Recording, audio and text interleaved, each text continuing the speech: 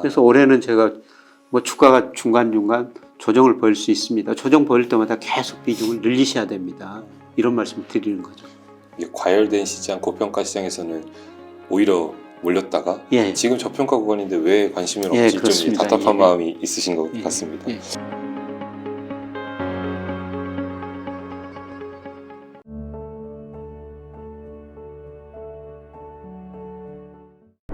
지수는 박스권에 계속 좀 있는 것 같습니다. 하지만 또 증시가 매우 뜨겁고 투자자분들의 관심도 요즘 다시 투자로 몰리고 있는 것 같습니다. 요즘의 증시는 좀 어떻게 보고 계신가요? 뭐 주식 시장에 크게 보면 박스권이라고 볼 수가 있죠. 그 2200에서 뭐 2600, 뭐 이 사이라고 볼 수가 있는데요. 근데 뭐 그 사이에도 뭐 주가가 많이 오른 건 있죠. 뭐 2차 전지 같은 것도 많이 올랐고요. 네. 예, 그 다음에 올해 보니까 로봇 관련주도 뭐 일부 종목 정말 많이 올랐거든요. 네. 예, 그리고 사실 뭐 반도체, 뭐 철강주 이런 것들도 많이 올랐거든요. 네. 종목별로 차별화가 굉장히 심화된 거죠. 예, 그리고 그동안 못 올랐던 거는 음식료, 예, 그 다음에 유틸리티, 전기, 가스, 뭐 이런 거, 통신, 이런 거는 거의 못 올랐거든요. 차별화가 굉장히 좀 심화됐는데요. 근데 여기서 이제 우리가 가장 관심을 가져야 할 게 2차 전지죠. 예. 2차 전지가 사실 급등했지 않습니까? 네. 예, 전화 이미 사나 올해 2차 전지 사가지고 좀 돈 좀 벌었지 않습니까? 맞습니다. 예, 그만큼 뜨거웠는데요. 예, 그런데 앞 시간에 말씀을 드린 적이 있습니다만 제가 보기에는 상승 추세선은 맞는데 단기적으로 지나치게 추세에서 지금 2로 벗어났다. 그래서 그 간격을 좀 좁히는 국면이 앞으로 전개될 것이다. 이런 말씀을 드리고요. 예, 그거는 전체적으로 주가 지수가 아마 미국 측에서 충격이 와가지고 미국 소비가 감소하고 고용도 감소하고 기업 매출 이익 줄어들면서 아마 뭐 6월, 8월 이 무렵에는 주가 한번 조정을 보이리라고 보고 있습니다. 예, 그때 뭐 특별한 종목 아닌 한 다 같이 좀 조정을 보일 거라고 보고 있습니다. 네. 교수님께서는 방금 이제 2분기 혹은 이제 3분기 정도의 하락의 여력, 이제 조정에 조금 가능성이 있다고 말씀하셨는데요. 어떠한 좀 지수들, 어떠한 경제 지표들이 좀 근거가 될까요? 저는 이 조정은 미국에서 오리라고 생각하고 있어요. 네. 지금 연초부터 미국과 소비 좋다, 고용 많이 늘어난다 이런 이야기를 하는데요. 저는 2분기 중반부터 소비가 감소하고 미국 고용이 급격하게 줄어들이라고 보고 있습니다. 그래서 미국 소비가 GDP의 61%를 차지하고 있고요. 작년에 미국 경제가 2.1% 성장했습니다만 소비의 기여도가 1.9%포인트예요. 그러니까 GDP의 71%를 차지하고 있는 소비가 증가하지 않았다면 미국 경제가 작년에 0.2% 성장했다는 거죠. 네, 그런데 미국 가계가 소비할 여력이 많이 줄어들고 있거든요. 첫 번째로 미국 임금은 올랐는데 물가보다는 덜 올랐어요. 그럼 실질 소득이 줄어들고 있는 거죠. 그 다음에 미국 사람들이 실질 소득은 줄어드는데 돈을 너무 많이 써버렸어요. 미국 가계저축률이 작년에 3.7%, 2007년 3.2%, 3.4% 이후로 가장 낮거든요. 네. 쓸 돈이 별로 없어지고 있다는 겁니다. 그리고 주가 떨어졌죠. 집값 떨어졌죠. 그 다음에 금리를 올리면 1년 정도 시차를 두고 소비가 줄어들게 되거든요. 그래서 이런 모든 요인을 고려했을 때 아마 2분기, 3분기 가면서 소비가 줄어들 것 같습니다. 지금 최근 조짐이 나타나고 있거든요. 미국 거 소매 판매, 소비를 나타내는 한 지표인데요. 이게 2, 3월 달에 전월비 감소하고 있어요. 소비가 줄어들면 기업 매출이 줄어들죠. 기업 매출이 줄어들면은 기업 경영자들은 근로자들을 해고할 수 있습니다. 근로자를 해고하면 임금이 또 더 줄어들죠. 소비를 또 줄어들죠. 그래서 이런 것들이 아마 2분기 중후반에 나타날 가능성이 높습니다. 네. 그래서 미국 경제가 지금 좋다 하는데 뭐 연착륙도 아니고요. 저는 약간의 경착륙이라고 보고 있습니다. 그러면 기업이 간하면서 지금 미국 주가가 아직도 저는 10% S&P 500 기준으로 가대평가됐다고 그러는데요. 그 가대평가가 해소될 수밖에 없는데 한 10% 이상 떨어지리라고 보고 있습니다. 미국 주가가 떨어지면은 우리 주가는 앞에서 저평가됐다고 그랬으면 방향 같거든요.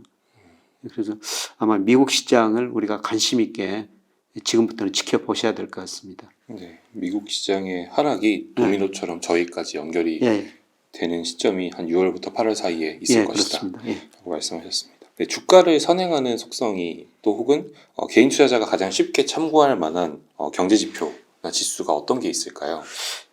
저는 통계청에서나 OECD에 발표하는 선행지수 순환변동치 혹은 선행지수 하나만 봐도 된다고 생각하고 있거든요.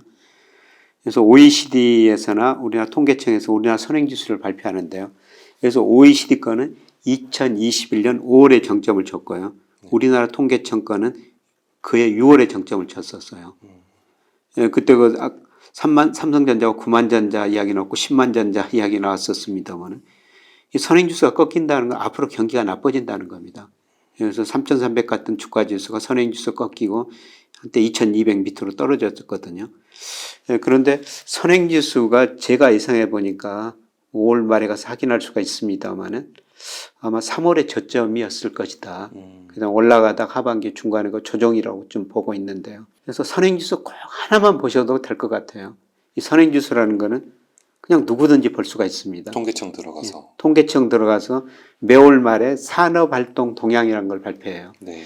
이게 그 보도자료가 굉장히 깁니다. 80페이지가 넘는데요. 네. 앞에 다 넘겨버리고 마지막 부분에 선행지수 순환변동치라고 그림이 나와 있거든요. 네. 그리고 그 구성 요소가 다 나와 있어요. 예, 그걸 꼭 보시면 되고요. 예, 그런데 우리나라 통계청 선행지수는 매월 말에 지난달 걸 발표하는데 OECD는 우리보다 거의 2주 정도 빨리 발표해버려요. 아, 예, 두 번째 화요일 날 발표하거든요. 네. 그래서 우리보다 더 빨리 발표하는 OECD 선행지수에 관심을 가질 필요가 있을 것 같습니다. 그래서 OECD 거는 지금 3월까지 발표됐고요. 우리는 2월까지밖에 통계청 2월까지밖에 발표 안 됐거든요. 그래서 OECD 거 뭐 방향은 뭐 1, 2개월 차이가 있습니다. 거의 비슷하니까요. 이 선행지수 하나만 보시고 선행지수가 떨어지면은 주식 비중 줄였다가 좀 쉬셨다가 예, 그다음에 선행지수가 올라가면 주가가 미리서 반영합니다. 주가가 조금 올라가 있을 거예요. 무릎에서 우리가 주식 사도 괜찮다는 겁니다. 아, 예. 네. 그래서 선행지수는 꼭 하나만 보셔도 예, 저는 그 주식시장을 판단하는데 자금 배분하는데 큰 도움을 받으리라고 생각하고 있습니다. 네. 그럼 지금 OECD에서는 3월 달까지 있게 예. 발표가 되었고, 예. 그러면 3월 달의 선행지수에서는 3월 달까지는 떨어졌어요. 떨어졌고, 예, 근데 제가 3월이 저점일 것이다 하는데 이제 그 4월 올라간 거는 5월, OECD 거는 중순, 네. 그 다음에 우리나라 통계청은 5월 말에 가서 확인될 수가 있다는 거죠. 예, 그래서 저도 지금 4월, 5월이 굉장히 제가 이렇게 뭐 저점이다, 3월이 저점일 것이다 이렇게 해놨는데 뭐 진짜 올라갈 것인지 굉장히 궁금하죠. 제가 모델에서 이제 예측을 했는데요. 예, 그래서 저는 4월, 5월 데이터가 지금 굉장히 많이 기다려지고요. 뭐 제 모델이 틀릴 수도 있죠. 네. 예, 그런데 적어도 선행지수 선행하는 이렇게 주가가 최근 오른 거 보니까 예, 그리고 장단기 금리 차가 계속 그 축소됐다가 선행지수 선행하거든요. 네. 이게 다시 확대되는 조짐을 보이고 있어요. 그래서 장단기 금리 차 이런 거 보더라도 앞으로 선행지수 저점이 제가 지금 말씀드린 3월이 아니더라도 뭐 그 몇 개월 머지않아. 후에 머지않아 저점이 올 수가 있다는 겁니다. 네, 알겠습니다. 진짜 5월이 좀 기대가 교수님도 되시겠어요? 예, 지금 많이 기다리고 있습니다. 네. 그러면 5월에 만약에 발표 나는 4월의 자료 같은 경우는 이제 저점을 치고 올라오는 그래프가 될 그렇죠. 5월 중순경에 OECD가 4월 걸 발표하고요. 네. 우리 통계청은 5월 말에 발표하거든요. 네. 5월 중순 OECD, 5월 말 통계청 이 자료를 보면은 뭐 4월에 반등했는지 알 수가 있죠. 그럼 이번에 이렇게 한 번의 반등이 보통은 이렇게 위에 올라가는 추세로 연결이 되나요? 그렇죠. 예. 저는 이번이 저점이라고 보고 있어요. 만약 3월이 저점이 쳤다면은. 예, 그리고 올라가다 중간중간 조금 조정을 보이는데 그 6, 8월 이 무렵에는 아마 제가 모델로 예측해봐도 좀 조정이 나오거든요. 예, 그래서 그 주가 지수도 그 무렵에 조정이라고 보고 있는데 사실 그 시기는 뭐 조금 앞설 수도 있고 뒤설 수도 있어요. 네, 알겠습니다. 알 수는 없지만은 일단 만약에 3월에 저점이 치면은 그게 저점일 것이다. 네. 다음 떨어져도 그 밑으로는 안 떨어질 거라는 겁니다. 5월에 발표되는 선행지수, 4월의 선행지수가 이제 돌아섰다라면은 또 7, 8월, 6, 7, 8월 정도에 남아있는 이 조정의 국면에서 좀 투자의 기회가 온다라고도 이해할 수 있을까요? 예, 그렇죠. 뭐 일부에서는 이번에 그 조정을 보이면 전저점 밑으로 떨어질 것이다. 전저점이 월말 기준으로 하면 작년 9월 2,135였거든요. 뭐 저는 거기까지 가지 않으리라고 생각해요. 예, 저는 작년 9월 2,135를 저점을 치고 올라가는 과정에서 예, 고점 저점이 점차 높아지는 과정이다. 예. 네. 이런 의미에서 뭐 저는 뭐 전저점 이거는 뭐 가능한 확률이 좀 낮다고 생각하고 있고요. 뭐 조정을 보이더라도 뭐 2,300m로는 거의 안 떨어지리라 보고 있어요.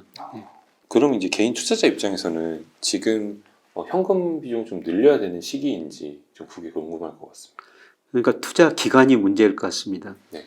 뭐 예를 들어서 올 4분기 내년까지 주식을 계속 보유할 정도로 여유 자금이 있으시다면은 저는 계속 보유하셔도 이번 조정을 좀 넘기셔도 될 거라고 생각하는데요. 방관하면서. 예.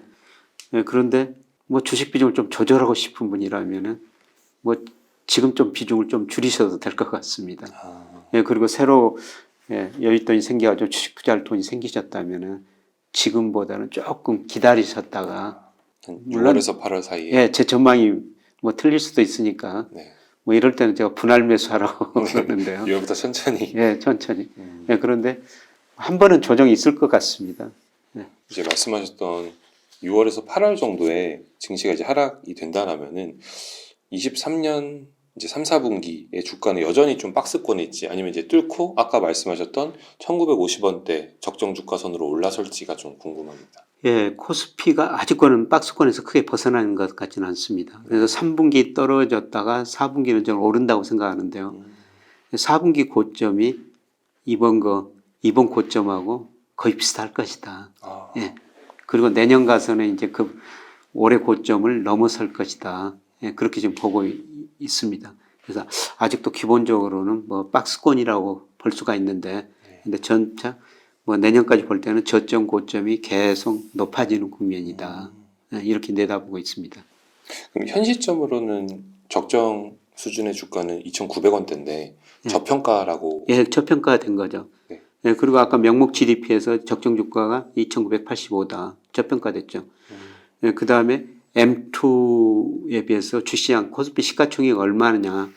2005년 이후로 장기 평균이 58%거든요. 네. 지금 50%밖에 안 돼요. 그러니까 주가가 올라더라도 뭐 우리 명목 GDP나 유동성에 비해서도 저평가됐다는 것입니다. 예. 그러니까 2,950원이라는 거는 올 연말 기준으로 올 연말. 장기적으로 추세. 그러니까 주가라는 거는 제가 명목 GDP로 추정한 적정 주가보다 이해일 수도 있고 밑에일 수도 있습니다. 네. 제가 이거 추정한 것보다 뭐 작년 재작년에는 뭐 20% 이상 가대 위에 있었기 때문에 주식 비중이 가대평가됐습니다. 주식 비중 줄이시는 게 좋을 것 같습니다. 근데 지금은 밑에 있거든요. 밑에 있으니까 주식 비중 늘리라고 그러죠. 근데 당장 거기 가는 게 아니라 시간이 가면은 추세에 거의 접근해 간다는 겁니다. 그러면은 이제 고평가와 저평가의 기준으로 좀 삼고 예, 그렇습니다. 고평가 구간에서는 주식 비중을 줄여나가고 예. 저평가 구간에서는 주식 비중을 늘려나가도 예, 되는. 그렇습니다. 그래서 올해는 제가 뭐 주가가 중간중간 조정을 보일 수 있습니다. 조정 보일 때마다 계속 비중을 늘리셔야 됩니다. 이런 말씀을 드리는 거죠. 네. 교수님 그 주식의 비중을 좀 늘리라고 말씀하셨는데 한 이제 자산을 개인이 갖고 있는 자산에서 주식 비중이 어느 정도가 조금 적정하다고 판단하세요? 사람마다 다르겠지만. 저 우리나라 가계가 작년 말 기준으로 보면요. 주식 직접 투자한 거하고 뭐 주식형 펀드 간접 투자한 거하고 20%예요. 근데 미국은 51%입니다. 그다음에 일본은 16%예요. 이게 국가마다 전부 차이가 있고요. 그다음에 연령별로도 다 차이가 있을 수밖에 없죠. 네. 그런데 저는 20, 30대는 주식 비중을 많이 늘려야 된다고 생각하고 있고요. 뭐 60대 이분들은 주식 비중을 그렇게 많이 가지고 올 필요는 없죠. 그러면 뭐 채권이라든지 이런 것들. 예, 채권은 2.5%밖에 안 되는데요. 아, 우리나라 채권도, 예, 정말 채권 좋네요. 비중이 낮아요. 예, 그래서 작년 그 하반기부터 채권 투자 좀 많이 하십시오. 이런 말씀을 드렸는데 그거는 전제 조건이 금리가 떨어진다. 이미 시장 금리 떨어지고 있지 않습니까? 네. 앞으로 더 떨어질 겁니다. 그래서 채권 투자도 하셔야 되는데요. 그런데 2021년에 주식 비중이 23%였었어요. 네. 이때는 그 동학 개미운동이라고 정말 많은 분들이 주식시장 참여하면서 23%까지 올랐거든요.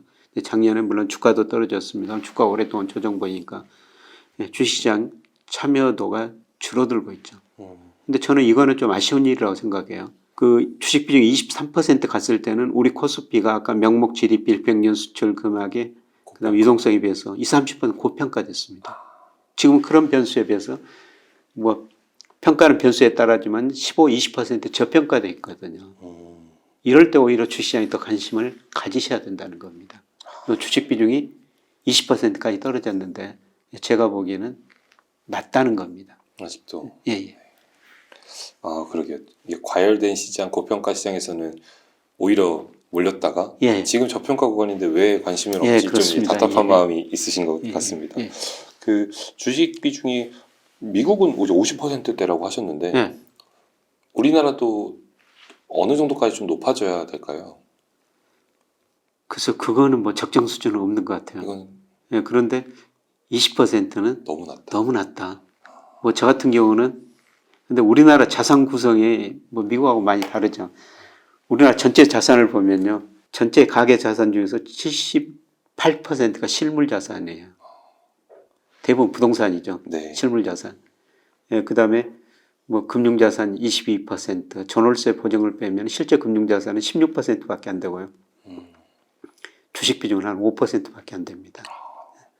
그런데 미국 사람들은 거꾸로죠. 한 76%가 금융자산이고 24%가 부동산이에요. 그 금융자산 중에서도 51%를 주식으로 가지고 있습니다.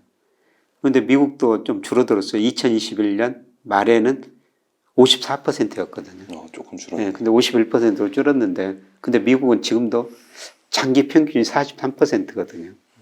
높습니다. 네, 저는 이런 걸 보고 미국 주가는 아직도 가대평가 영역이 있다. 이런 말씀을 드리는데요. 근데 우리나라 20%는 제가 보기에는 지나치게 낮은 것 같습니다. 네. 그 미국의 51% 이제 주식 비중 속에는 그럼 리츠 상품 같은 것도 여기에 들어가는 건가요? 아니요. 그럼 요 76%의 주식형 리츠는 여기에 들어가는 거죠. 주식형 리츠는 여기에 들어가고. 작년 말부터 좀 금리가 높아지면서 채권이 가격이 낮아졌고 채권에 좋은 매수기회라고 하셨는데 지금 이제 금리가 좀 꺾이는 추세에 있는 것 같습니다. 여전히 근데 채권을 좀 주목해봐야 될까요? 예, 그렇죠. 작년 뭐 우리가 이런 방송에서 계속 그 채권 사십시오, 채권 사십시오. 작년 10월에 그 10년 국채 수익률이 4.6%였거든요. 근데 최근에 3.2%까지 많이 떨어졌어요. 네. 그때 채권 사셨으면 지금 돈 많이 버셨죠. 근데 채권 수익률이 여기서 좀 반등을 할 겁니다. 반등하면은 또 채권 매수 기회다.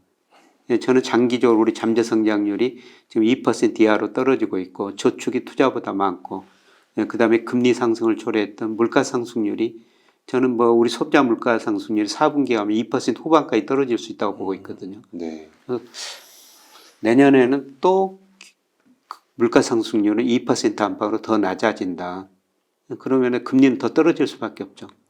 그래서 뭐 지금도 저는 채권 사시는 게 좋다고 생각하고 있습니다. 대신 국채, 아직 회사채 같은 건 위험할 수가 있으니까요. 국채 만기가 긴 것들, 20년, 30년짜리들. 이런 거 계속 사주시는 것도 괜찮을 것 같습니다. 안녕하세요. 웅달 책방 구독자 여러분, 서강대학교 경제대학 교수 김영희입니다. 제가 작년에 웅달 책방에 여러 번 출연했어요. 작년은 참 어려운 한 해가 될 것이다. 모든 자산 가격에 거품이 발생해서 붕괴되는 과정이다. 그러나 이게 우리가 부를 늘릴 수 있는 기회일 것이다. 이런 말씀을 드렸었습니다. 그런데 이런 국면을 판단하기 위해서는요. 우리가 여러 가지 경제 지표를 볼 수밖에 없어요. 이런 경제 지표 국면에 따라 가지고 우리가 결국 그 자산 배분을 해야 되는 것이죠. 수많은 경제 지표들이 발표가 됩니다. 그러나 우리가 그 모든 경제 지표를 볼 수는 없거든요. 그래서 핵심 몇 가지 경제 지표만 보더라도 우리가 경기 국면을 판단하고 적절한 자산 배분을 할 수가 있습니다. 그래서 이런 핵심 경제 지표 몇 개를 모아가지고 경제 분석의 기초, 경제의 정석이라는 책자를 마련했고요. 또 이 책자를 바탕으로 강의해가지고 녹화를 했습니다. 웅달 책방 구독자 여러분 100분 정도에게 경제의 정석 책자뿐만 아니라 강의 내용을 녹화한 UBS를 드린다고 그럽니다. 저는 자산 가격이 지금 굉장히 싸진 상태, 특히 주가가 싸진 상태이기 때문에 부를 늘릴 수 있는 올해가 가장 중요한 기회가 아닌가 그렇게 생각합니다. 같이 이런 책자로 공부하면서 올해 그 부를 늘릴 수 있는 기회로 활용했으면 정말 좋지 않을까 이런 생각을 해보면서 경제의 정석 이런 거 책자를 소개해 드립니다. 고맙습니다.